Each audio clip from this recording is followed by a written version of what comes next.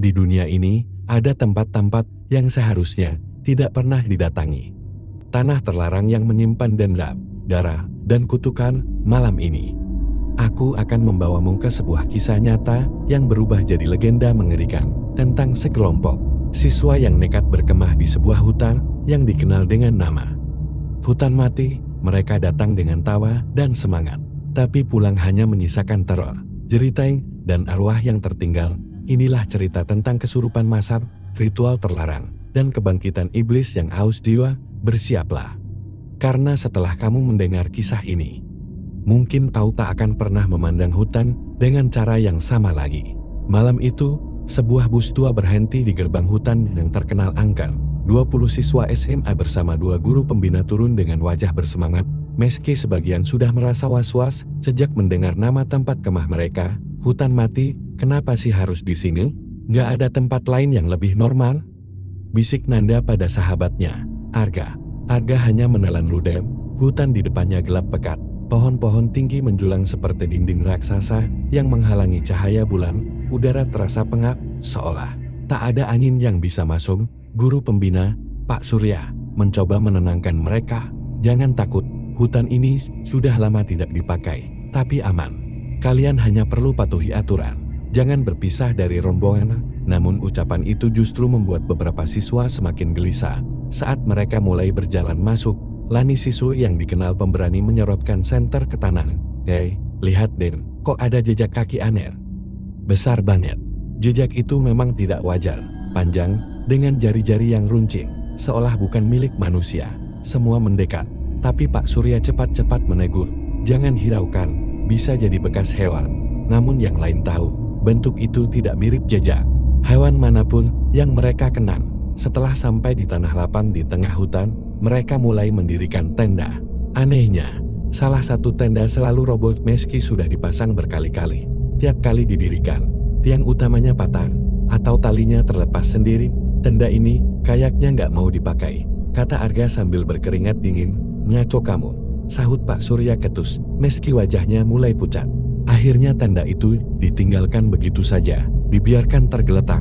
Malam semakin larut, api unggun sudah dinyalakan. Siswa-siswi mulai bernyanyi, meski suasana hutan tetap menekan. Udara jadi semakin dingin.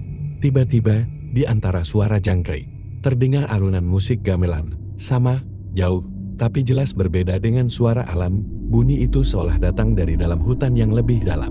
"Dengar nggak?" tanya Lani. Semuanya terdiam. Ya, mereka mendengarnya. Musik gamelan yang pelan, tapi semakin lama semakin keras. Pak Surya berdiri, wajahnya tegang. "Sudah, masuk tenda cepat," katanya. Tapi beberapa siswa malah penasaran, terutama Nanda yang justru menyorotkan senter ke arah suara. Sorot lampunya jatuh pada sosok putih yang berdiri di antara pepohonan. Tinggi, berambut panjang, wajahnya tidak jelas, dan tubuhnya seperti tidak menyentuh tanah. Nanda berteriak histeris dan senter terlepas dari tangannya. Ketika suasana kacau, salah satu siswa bernama Sari tiba-tiba jatuh ke tanah. Tubuhnya kejang-kejang, matanya melotot kosong, dan dari mulutnya keluar suara berat yang bukan miliknya. "Kenapa kalian datang? Tanah ini bukan milik kalian." Semua panik, beberapa siswa menjerit, ada yang langsung berlari ke arah tenda. Pak Surya mencoba menenangkan, tapi suaranya sendiri bergetar. Sari lalu tertawa keras, tawa yang menggema menembus sunyi hutan. Di saat yang sama, api unggun tiba-tiba padam, seolah ditiup angin kencang. Padahal udara sebelumnya begitu mati, gelap, sunyi. Hanya ada suara tawa Sari yang semakin nyaring, disusul jeritan-jeritan siswa lain. Dalam kegelapan, beberapa siswa mengaku melihat bayangan hitam besar melintas di antara pepohonan. Lani mencoba menyalakan kembali senter, tapi senter itu pecah tiba-tiba. Seakan ada yang meremukkannya dari dalam. Suara gamelan makin keras. Sari, yang kesurupan, mendadak berdiri dengan gerakan kaku. Matanya memandang satu persatu wajah teman-temannya. Lalu ia menunjuk ke arah tenda kosong yang tadi tidak bisa berdiri di situ. "Kalian semua akan dikubur," katanya dengan suara mengerikan. Jeritan para siswa bergema ke seluruh hutan. Api unggun sudah padam, senter pecah, dan hanya beberapa lampu kecil dari ponsel yang tersisa. Wajah-wajah pucat mereka berkumpul di tengah lapangan, saling berpegangan erat. Sari yang kesurupan berdiri kaku, tubuhnya condong ke samping seperti boneka rusak. Tapi ia tetap bisa berdiri tegak tanpa jatuh, mulutnya menyeringai aneh. "Kalian sudah masuk, tidak ada jalan keluar," katanya dengan suara parau bercampur bisikan lain, seolah ada banyak orang berbicara dari dalam tubuhnya. Arga mencoba berlari ke arah jalan setapak, tapi beberapa siswa yang lain menahan. "Jangan. Kita nggak tahu jalan keluarnya," bisik Lani dengan suara gemetar. Pak Surya mencoba tegar, ia melangkah maju, menatap Sarin cukup. "Ini cuma histeria, kalian semua jangan panik," katanya keras, tapi suaranya bergetar, dan semua tahu ia sendiri ketakutan. Tiba-tiba Sari tertawa, tawa panjang, keras, dan menusuk telinga anehnya. Satu persatu siswa ikut tertawa. Bukan karena ingin, tapi seolah dipaksa, mulai dari gigitan kecil di bibir hingga akhirnya tawa histeris pecah serentak. Arga menutup telinganya, tapi tawanya tetap keluar tanpa kendali. Lani menjerit, mencoba menghentikan tawanya sendiri, tapi suaranya berubah menjadi cekikikan menyeramkan. Hanya 3 orang yang tidak ikut tertawa, Nanda, Lani, dan Pak Surya. Mereka menyaksikan teman-teman mereka tertawa hingga tubuh mereka gemetar, beberapa sampai jatuh tersungkur ke tanah. "Pak, ini bukan histeria biasa mereka. Mereka kayak dirasuki sesuatu," kata Nanda dengan wajah pucat. Di tengah kekacauan, terdengar suara gesekan dari arah tenda yang tidak pernah bisa berdiri. Mereka semua menoleh. Meski tenda itu dibiarkan roboh sejak sore, kini kainnya bergerak-gerak seolah ada sesuatu di dalamnya. "Jangan lihat," teriak Pak Surya, tapi sudah terlambat. Salah satu siswa yang masih tertawa histeris berlari menuju tenda itu. Begitu ia merobek kain tenda, tubuhnya langsung tersedot masuk ke dalam, padahal tenda itu hanya kain lapuk yang rata dengan tanah. Suara tawanya terhenti mendadak, hanya ada bunyi seperti tulang patah dan cairan yang menetes. Semua yang masih sadar menjerit. Setelah kejadian itu, suara gamelan kembali terdengar, kali ini lebih jelas, seperti ada sebuah pertunjukan yang berlangsung di tengah hutan. Sari yang masih berdiri kaku mengangkat tangannya, seolah ia menjadi pemimpin, dan tiba-tiba belasan siswa lain ikut terjatuh ke tanah. Tubuh mereka bergetar, mulut mereka berbusa, lalu perlahan mereka bangun dengan mata kosong dan senyum lebar. Nggak mungkin," bisik Lani sambil mundur. Anak-anak yang kesurupan itu mulai bergerak serempak, melangkah dalam formasi melingkar. Mereka menari pelan, gerakannya kaku, sambil melantunkan suara aneh seperti mantra, "Tanah ini haus darah harus dibayar." Suara mereka menyatu dalam nada yang menyeramkan. Pak Surya mencoba melawan, ia berteriak, "Berhenti, sadarlah. Kalian hanya terpengaruh sugesti." Tapi begitu ia melangkah ke depan, salah satu siswa yang kesurupan tiba-tiba menoleh padanya dengan gerakan patah, lalu menerkam. Pak Surya terjatuh, tubuhnya dicekik, mata anak itu kosong, tapi senyum lebarnya menampakkan gigi penuh darah. Nanda dan Lani mencoba menarik Pak Surya, tapi kekuatan anak itu luar biasa. Tubuhnya kurus, tapi cengkeramannya seperti besi. Pak Surya hampir kehabisan napas, sampai tiba-tiba suara gamelan berhenti mendadak. Siswa itu terhenti, lalu tertawa keras dan melepaskan cekikannya. Dalam kepanikan, Nanda berteriak, "Kita harus keluar dari sini sekarang juga." Mereka bertiga, Nanda, Lani, dan Pak Surya berlari menuju jalan setapak tempat mereka masuk. Nafas mereka memburu, keringat dingin membasahi tubuh. Tapi saat mereka tiba di pintu hutan, jalannya tidak ada. Jalan yang seharusnya terbuka kini tertutup rapat oleh dinding pepohonan besar yang mustahil tumbuh secepat itu. Hutan ini berubah. "Kita terjebak," kata Pak Surya dengan suara parau. Di belakang mereka, suara tawa serentak puluhan siswa bergema. Semakin mendekat, bayangan tubuh-tubuh itu muncul di antara cahaya remang, menari dengan gerakan patah.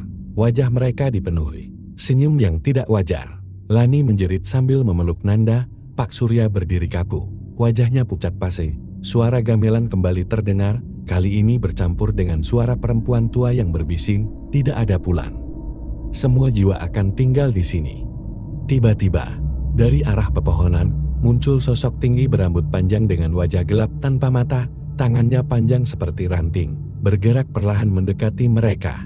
Nanda, Lani, dan Pak Surya berdiri terpaku. Jalan keluar sudah tertutup rapat oleh pohon-pohon besar yang tumbuh seolah dalam hitungan detik. Nafas mereka terengah, tubuh gemetar, sementara dari arah lapangan kemah, suara tawa massal semakin keras. Kita nggak bisa keluar. Suara Lani nyaris menangis. Pak Surya mencoba menguatkan diri. Tenang, pasti ada jalan lain. Kita harus menjauh dari mereka dulu. Mereka bertiga berlari lebih dalam ke hutan. Meski tidak tahu kemana, udara semakin dingin, gelap, dan pepohonan di sekitarnya tampak seperti bergerak mengikuti langkah mereka. Di tengah pelarian, Nanda menoleh ke belakang. Ia melihat sesuatu yang membuat darahnya beku. Sosok tinggi berambut panjang itu masih mengikuti. Wajahnya benar-benar gelap, tanpa mata, tanpa hidung. Hanya mulut besar yang perlahan terbuka. Setiap kali sosok itu melangkah, suara kayu patah terdengar. Langkahnya lambat, tapi jaraknya selalu terasa makin dekat. Pak, dia ngikutin kita, kata Nanda dengan suara bergetar. Pak Surya menoleh sekilas. Wajahnya langsung pucat. Jangan berhenti. Jangan lihat ke belakang. Setelah beberapa menit berlari, mereka kembali ke lapangan semula tanpa sadar. Anehnya, mereka seperti berputar-putar di tempat yang sama, dan di sana, tenda-tenda siswa yang tadi didirikan kini sudah berubah. Kainnya sobek, tiangnya patah, dan di beberapa bagian tampak bercak darah segar yang menetes ke tanah. Lani menjerit, menutup mulutnya. Dari salah satu tenda, terdengar suara seperti seseorang sedang menggaruk kain dari dalam. Perlahan, kain tenda itu robek, dan terlihat tangan pucat keluar. Jari-jarinya panjang dengan kuku runcing berlumuran darah. Lari! Teriak Pak Surya. Mereka bertiga kembali berlari, tapi tawa massal siswa-siswi yang kesurupan kini semakin dekat. Mereka bersembunyi di balik pohon besar. Dari celah pepohonan, mereka bisa melihat siswa-siswi yang sudah kerasukan. Tubuh-tubuh itu melingkar di sekitar tenda kosong yang sejak awal tidak bisa berdiri. Di tengah lingkaran, Sari berdiri dengan mata melotot kosong, tangannya terangkat ke atas, mulutnya melantunkan mantra yang tidak dimengerti. Dari dalam tanah tenda itu, terlihat ada bayangan hitam besar yang mulai muncul, seolah sesuatu sedang berusaha keluar dari dalam bumi. Ya Tuhan! Mereka sedang memanggil sesuatu, bisik Lani dengan wajah pucat. Nanda menutup mulutnya, mencoba menahan isak tangis. Tiba-tiba, salah satu siswa yang kerasukan keluar dari lingkaran dan berjalan ke arah pohon tempat mereka bersembunyi. Tubuhnya gemetar, kepalanya miring ke samping, dan mulutnya tersenyum lebar. Mereka bertiga menahan nafas, namun ranting kering yang diinjak Lani patah. Suaranya terdengar jelas. Siswa itu langsung menoleh. Dengan suara serak ia berbisik, "Aku menemukan kalian." Seketika ia berlari dengan kecepatan tak wajar. Pak Surya melawan, mendorong tubuh anak itu sekuat tenaga, tapi meski bertubuh kurus, kekuatannya seperti bukan manusia. Ia menjerat leher Pak Surya hingga hampir pingsan. Nanda dan Lani berusaha menolong. Nanda mengambil batu besar lalu memukul kepala anak itu. Batu itu pecah, tapi kepala anak itu sama sekali tidak terluka. Malah ia tertawa keras. Darah segar menetes dari matanya. Dia bukan manusia lagi, jerit Nanda di tengah kekacauan. Itu, suara perempuan tua kembali terdengar, kali ini jelas, seolah berbisik langsung di telinga mereka. "Kenapa kalian masuk? Tanah ini sudah haus. Kalian semua akan tinggal di sini." Pak Surya akhirnya berhasil menendang tubuh siswa itu hingga terjatuh. Mereka bertiga kembali berlari tanpa arah. Namun setiap jalan yang mereka tempuh selalu berakhir di tempat yang sama, tenda kosong. Seolah hutan itu memang sengaja mengurung mereka di dalam ritual terlarang. Malam semakin pekat. Sosok tinggi tanpa wajah itu kini sudah berdiri tidak jauh dari mereka, hanya beberapa meter. Mulutnya terbuka lebih lebar, mengeluarkan suara languhan panjang yang membuat telinga berdengung. Dari arah tenda kosong, tanah mulai retak. Sesuatu yang jauh lebih besar dari sosok tanpa wajah tampak berusaha keluar. Suara gamelan berubah semakin cepat, disertai teriakan histeris para siswa yang sudah kerasukan. Lani menjerit sambil menutup telinga. Nanda berpegangan pada Pak Surya dengan tubuh gemetar. Pak Surya hanya bisa berbisik lirih, apapun yang ada di dalam tanah itu, jangan sampai keluar. Retakan di tanah semakin melebar, tepat di tengah lapangan kemah. Dari dalamnya muncul tangan raksasa berwarna hitam pekat, penuh urat yang berdingat, seperti terbuat dari asap namun berwujud nyata. Bau busuk tercium, menusuk hidung hingga membuat perut mual. Sari, yang masih memimpin ritual dengan tubuh kaku, menjerit dengan suara bukan miliknya, "Bangkitlah, waktumu tiba lagi. Darah mereka sudah siap." Para siswa yang kerasukan menari melingkar semakin cepat. Suara gamelan berubah liar, seperti tabuhan gila yang tidak mengikuti irama. Tiba-tiba, dari tangan raksasa itu menetes cairan hitam yang jatuh ke tanah. Tanah langsung berasap, mengeluarkan bau daging terbakar. Salah satu siswa yang berdiri terlalu dekat terkena percikan cairan itu, kulitnya melepuh dalam sekejap, lalu tubuhnya mengerut seperti diperas, hingga hanya tersisa tulang. Nanda menjerit, menutup wajahnya. "Pak, kita nggak bisa lawan ini." Pak Surya menarik mereka berdua mundur. "Kita harus cari cara menghentikan ritual ini. Kalau makhluk itu keluar, kita semua tamat." Belum sempat mereka bergerak jauh, bayangan tinggi tanpa wajah kembali muncul dari balik pepohonan. Kini jumlahnya bukan satu, ada 3 sosok yang serupa. Rambut panjang, tubuh kurus tinggi, wajah tanpa mata, hanya mulut besar menganga. Ketiganya melangkah lambat, tapi suara langkahnya seperti pohon tumbang. Lidah panjang menjulur dari mulut. Mereka meneteskan cairan hitam yang sama dengan yang keluar dari tangan raksasa. "Lari sekarang!" teriak Pak Surya. Mereka bertiga berlari ke arah berlawanan dari lapangan. Tapi suara tawa massal selalu mengikuti. Seakan seluruh hutan dipenuhi dengan siswa kerasukan yang mengepung. Saat berlari, Nanda tersandung sesuatu. Di tanah, ia hampir jatuh. Lalu menyadari ada gundukan tanah kecil berjajar rapi, ditandai dengan batu-batu kuno yang tertutup lumut. Lani menyorot dengan ponselnya. Tulisan samar tampak di salah satu batu. "Jangan bangunkan mereka." Namun sebelum mereka sempat memahami, tanah di salah satu gundukan bergerak. Tangan pucat keluar, diikuti tubuh kecil seperti anak-anak. Sosok itu bangkit, matanya kosong, wajahnya membusuk seperti mayat lama. Dan bukan hanya satu, puluhan tangan lain muncul dari gundukan tanah. Satu persatu bangkit, mayat-mayat itu menatap mereka dengan kepala miring, lalu berjalan pelan. Nanda menangis ketakutan. "Pak, kita makin terkepung. Hutan ini penuh arwah." Pak Surya mencoba tetap tenang, tapi wajahnya pucat pasi, keringat dingin membasahi dahinya. "Ini bukan sekadar hutan. Ini tempat pengorbanan." Mereka dibangunkan untuk menyambut sesuatu yang jauh lebih besar. Tiba-tiba salah satu mayat anak-anak itu menubruk Pak Surya dan menggigit lengannya. Pak Surya menjerit, menendang keras hingga mayat itu terpental, tapi darah sudah mengalir deras dari lengannya. Lani berusaha menahan lukanya dengan sobekan baju. "Pak, kita harus obati ini, kalau nggak." Belum sempat bicara, suara gamelan dari lapangan semakin keras, bercampur dengan jeritan siswa kerasukan yang kini terdengar seperti ribuan orang. Mereka kembali menoleh ke arah lapangan. Retakan tanah kini terbuka lebih besar, dari dalamnya keluar kepala makhluk raksasa, wujudnya mengerikan. Tengkorak raksasa dengan tanduk panjang, matanya kosong tapi menyala merah, mulutnya dipenuhi gigi dan bergerigi. Suara berat bergema dari dalam. "Tanah, aku sudah lapar." Sari tertawa histeris, tubuhnya melayang sedikit di udara. Para siswa kerasukan menundukkan kepala mereka dalam-dalam, seperti menyembah. Pak Surya berbisik lirih, Itu iblis penjaga hutan mati, legenda itu benar." Angin tiba-tiba bertiup kencang, membuat pepohonan berderak keras seakan akan tumbang, daun-daun beterbangan seperti badai. Nanda, Lani, dan Pak Surya terhuyung-huyung mencoba bertahan.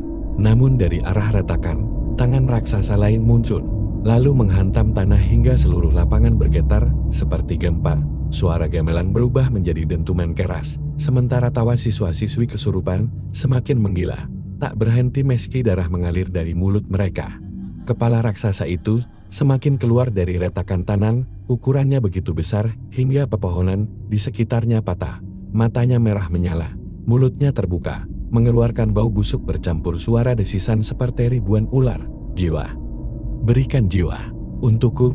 Suara itu bergema ke seluruh hutan. Tanah bergetar keras, membuat tenda-tenda ambruk total. Beberapa siswa yang kerasukan roboh, tapi bangkit lagi dengan kepala berputar 180 derajat, lalu tertawa bersamaan. Salah satu siswa yang terlalu dekat ditarik oleh tangan raksasa itu. Tubuhnya langsung remuk, darah muncrat seperti hujan. Siswa lain yang masih kerasukan tidak peduli, mereka tetap menari. Bahkan ada yang berlutut seolah rela dikorbankan. Lani menutup wajahnya, menangis histeris. "Pak, kita nggak akan selamat, semua akan mati." Pak Surya, meski sudah terluka di lengan, berusaha tegar, "Selama masih ada kesempatan, Kita harus cari jalan menghentikannya. Pasti ada cara. Tiba-tiba, 3 sosok tinggi tanpa wajah yang sebelumnya muncul kini berdiri, menghalangi jalan mereka. Rambut panjang berkibar, mulut besar mereka terbuka mengeluarkan suara jeritan nyaring yang membuat telinga berdarah. Nanda terjatuh sambil memegangi kepalanya. Maharga. Suara mereka bikin otak Tayak mau pecah. Pak Surya memaksa berdiri, mengangkat batang kayu besar dan menghantam salah satu sosok itu. Tapi batang kayu itu menembus tubuhnya seperti asap, lalu langsung membusuk jadi abu. Sosok itu kemudian mengulurkan lidah panjangnya, hampir mengenai wajah Pak Surya. Lani cepat menariknya mundur. Hampir saja lidah itu melilit lehernya. Suasana semakin kacau ketika gundukan kuburan tadi ikut pecah. Puluhan mayat bangkit, tubuh mereka busuk, matanya kosong. Tapi mereka bergerak cepat seperti hewan lapar. Nanda dan Lani berlari di antara pepohonan, sementara Pak Surya tertinggal karena lengannya yang terluka. Mayat-mayat itu mengejarnya. Salah satunya berhasil menggigit bahu Pak Surya. Pak Surya menjerit keras, darah memercik. Wajahnya mulai pucat pergi. Jangan pedulikan aku. Selamatkan diri kalian. Pak, enggak. Kami enggak bisa ninggalin Bapak. Teriak Nanda, namun sebelum mereka bisa menariknya, belasan mayat menumpuk di atas Pak Surya, menggigit tubuhnya dengan brutal. Jeritannya bergema keras di hutan, lalu tiba-tiba berhenti di tengah lapangan. Sari yang kerasukan semakin keras tertawa, matanya kosong, wajahnya penuh darah. Tapi ia kini berbicara dengan suara campuran seperti perempuan tua dan anak kecil sekaligus. Darah pengawas sudah jadi persembahan. Sekarang giliran kalian. Ia melayang perlahan mendekati Nanda dan Lani. Kedua gadis itu mundur, tubuh gemetar, tapi terjebak. Di belakang mereka mayat-mayat bangkit, di depan mereka sosok tanpa wajah. Sementara dari tengah tanah kepala iblis semakin keluar, Lani mulai kehilangan harapan. Ia berlutut sambil menangis. Aku nggak mau mati di sini. Aku nggak mau jadi korban. Nanda menamparnya pelan bangun. Kalau kita menyerah, kita beneran mati. Pasti ada cara. Hutan ini pasti punya rahasia. Namun sebelum mereka bisa bergerak lagi, salah satu sosok tanpa wajah mendekat cepat dan menjerat Lani. Dengan lidah hitamnya tubuh Lani terangkat ke udara, berteriak histeris sambil berusaha melepaskan diri. Nanda berlari mendekat, berusaha menariknya. Tapi kekuatan sosok itu terlalu besar. Mata Lani mulai membelalak, napasnya sesak. Sementara itu, kepala iblis sudah keluar hingga setengah badan. Suara beratnya menggema lagi, aku bangkit. Dan tak ada yang bisa menghentikan. Tangan raksasa itu menghantam tanah sekali lagi, membuat bumi berguncang seperti gempa. Nanda berteriak putus asa, mencoba menarik Lani yang terjerat bertahan. Jangan lepasin aku. Lani hanya sempat menatap mata Nanda dengan air mata mengalir. Sebelum tubuhnya ditarik semakin dekat ke mulut besar sosok tanpa wajah itu. Tubuh Lani ditarik semakin dekat ke mulut sosok tanpa wajah. Lidah hitam panjang itu melilit tubuhnya, membuat tulangnya berderak seperti bambu patah. Lani menjerit putus asa. Nanda, tolong aku. Nanda berusaha menariknya sekuat tenaga, tapi cengkeraman sosok itu terlalu kuat. Darah mulai keluar dari mulut Lani, wajahnya memucat. Lalu tiba-tiba tubuhnya tersedot masuk ke mulut besar itu. Suara tulang patah dan daging tercabik terdengar jelas. Sosok itu tertawa tanpa suara. Sementara Nanda menjerit histeris, air matanya jatuh deras. Aku nggak mau sendirian. Jangan ambil dia. Tanah semakin retak. Kepala iblis raksasa kini sudah keluar hingga bau. Suara gamelan berubah makin cepat, tapi bercampur dengan suara teriakan ribuan orang. Seolah roh-roh korban lama ikut bersorak. Tenda-tenda hancur total, pohon-pohon bergetar, dan langit gelap seperti diliputi asap. Burung-burung mati jatuh dari atas, sementara darah merembes dari tanah, mengalir seperti sungai kecil. Nanda terhuyun, mencoba tetap sadar. Aku harus keluar. Harus keluar. Tapi suara perempuan tua kembali terdengar, tepat di telinganya. Tidak ada keluar. Kau adalah persembahan terakhir. Nanda menoleh ke arah tengah lapangan. Sari masih melayang. Tubuhnya dikelilingi cahaya merah gelap, tapi wajahnya kini berubah-ubah. Kadang wajah Sari, kadang wajah perempuan tua dengan mata putih, kadang wajah anak kecil yang menangis. Siapa? Siapa kau sebenarnya? Teriak Nanda dengan putus asa. Suara dari mulut Sari menjawab, bercampur dengan banyak suara lain, aku penjaga tanah ini. Darah anak-anak selalu jadi pintu, Sari hanyalah wadah dia dipilih. Karena keluarganya adalah keturunan terakhir penjaga ritual ini, Nanda terkejut, jadi Sari sudah dipersiapkan sejak awal. Sari, atau roh yang merasukinya tertawa panjang, betul, dan kau adalah korban penutup, jiwa terakhir untuk membuka segel sepenuhnya. Puluhan mayat hidup yang keluar dari kuburan kini bergerak menuju Nanda. Tubuh mereka penuh belatung, beberapa tanpa kepala, tapi tetap berjalan. Bau busuk begitu pekat hingga membuat muntah. Nanda berlari, menendang satu mayat hingga kepalanya terlepas, tapi tubuh itu tetap mengejarnya. Ia tersandung akar pohon dan jatuh saat salah satu mayat mencoba menggigitnya. Ia mengambil batu tajam dan menghantam kepala mayat itu berulang kali sampai hancur. Tangan-tangan lain masih meraih tubuhnya. Ia menjerit sambil mengayunkan batu, darah, dan cairan busuk menyembur ke wajahnya. Aku nggak mau mati di sini. Di tengah keputusasaannya, tiba-tiba ada suara lain yang berbeda, suara anak kecil yang lembut muncul di kepalanya. Kalau kau ingin menghentikannya, kau harus membunuh Wada. Hancurkan tubuh Sari sebelum segel terbuka penuh. Nanda terdiam, terengah-engah, matanya melebar. Membunuh Sari? Ya, suara itu menjawab lirih, kalau tidak, iblis itu akan keluar sepenuhnya, dan dunia luar juga akan jadi miliknya. Nanda menatap Sari yang melayang di tengah lingkaran ritual. Tubuh Sari masih terlihat samar-samar, kadang wajahnya tampak normal, menangis ketakutan, lalu berganti lagi jadi wajah tua yang menyeramkan. Aku nggak mau bunuh temanku. Nanda menangis, tapi suara anak kecil itu terus mendesak, kau tidak punya pilihan. Sari sudah hilang, yang ada hanyalah Wadal. Kalau kau ragu, semua orang akan mati. Di sekelilingnya, mayat hidup semakin dekat. Sosok tanpa wajah masih menunggu. Lidah hitam menjulur siap menyergap, dan di tengah lapangan, iblis raksasa sudah hampir keluar sepenuhnya. Nanda menggenggam batu tajam di tangannya, tangannya gemetar. Hebat, air mata menetes, tapi matanya menatap penuh tekad. Nanda berlari ke arah tengah lapangan, menembus lingkaran siswa kerasukan yang menari. Mereka mencoba menghalanginya, tapi ia menghantam mereka dengan batu. Darah muncrat ke segala arah. Nafasnya terengah, tubuhnya penuh luka, tapi ia terus maju. Sari menatapnya dari udara, senyum aneh masih menempel di wajahnya. Akhirnya, kau memilih jadi pengorbanan.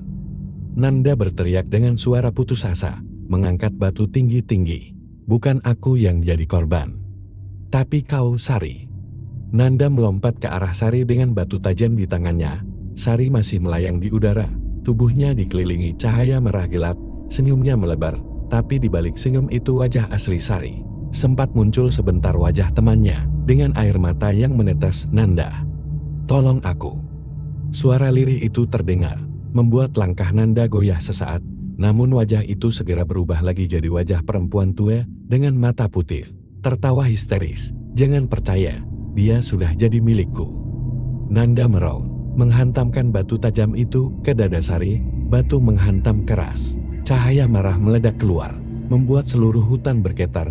Tubuh Sari melengking panjang, suara tangis dan tawa bercampur jadi satu. Lalu tubuhnya retak seperti kaca, pecah berkeping-keping, hancur jadi debu hitam yang berhamburan ke udara. Para siswa kerasukan serentak jatuh ke tanah. Tubuh mereka kejang-kejang, lalu pingsan. Tawa massal berhenti. Suara gamelan mendadak terhenti, menyisakan keheningan yang mencekam. Namun, iblis raksasa yang sudah setengah keluar meraung marah, pengkhianat. Kalian menghancurkan pintuku. Tangan raksasa itu menghantam tanah, menciptakan gelombang besar seperti gempa. Pohon-pohon tercabut, tanah pecah, udara dipenuhi abu. Sosok tanpa wajah yang tersisa ikut meraung. Lidah hitam mereka meronta-ronta sebelum tubuhnya terbakar jadi abu. Nanda terhempas jauh, tubuhnya menghantam tanah, darah keluar dari mulutnya, penglihatannya berkunang. Tapi ia melihat satu hal, iblis itu masih mencoba keluar. Retakan tanah semakin melebar, dan jika ia berhasil, dunia luar juga akan hancur. Suara anak kecil yang sebelumnya membimbingnya kembali terdengar, semakin lemah. Nanda, segel sudah terbuka separuh. Hanya ada satu cara. Kau harus menggantikan Wada. Kau harus jadi kunci yang baru. Nanda terdiam, air mata bercampur darah mengalir di wajahnya. Aku harus mati di sini? Jika tidak, semua orang mati. Jiwa terakhir harus diberikan, itulah hukum hutan mati. Nanda menatap ke sekeliling. Lani sudah mati, Pak Surya pun sudah dikoyak, Sari hancur jadi abu, teman-temannya pingsan. Tapi mungkin masih bisa selamat jika iblis ini tertahan. Dengan sisa tenaga, Nanda berdiri dan berjalan tertatih ke arah retakan tanah. Wajahnya pucat, langkahnya goyah, tapi matanya mantap. Iblis raksasa menatapnya dengan mata merah membara. Jiwa itu untukku. Nanda berdiri di tepi retakan. Dengan suara lirih ia berbisik, kalau memang harus begitu, lebih baik aku yang jadi korban, bukan dunia ini. Lalu ia melompat masuk ke dalam retakan. Begitu tubuh Nanda masuk, cahaya putih meledak dari tanah, menyilaukan seluruh hutan. Jeritan iblis raksasa terdengar panjang, penuh amarah, lalu perlahan meredup. Retakan tanah menutup kembali, tangan raksasa hancur, dan suara gamelan sirna. Semuanya kembali sunyi. Hutan yang tadinya bergemuruh mendadak mati seperti tidak pernah terjadi apa-apa. Para siswa yang pingsan mulai sadar satu persatu, bingung dan ketakutan, tapi tidak lagi kerasukan. Hanya mereka yang selamat, yang melihat kenyataan pahit. Nanda sudah tiada. Keesokan harinya, tim pencari menemukan para siswa tersisa di tepi hutan. Mereka semua selamat, tapi trauma. Tak ada yang berani bicara tentang apa yang terjadi. Namun, di dalam hutan, di tempat retakan itu tertutup, tanahnya masih berwarna hitam pekat, dan di tengahnya ada batu besar dengan ukiran samar. Ukiran wajah Nanda, matanya tertutup, seolah sedang tidur. Bisikan lirih terdengar dari arah pohon-pohon. Jiwa terakhir sudah jadi segal baru. Tapi sampai kapan?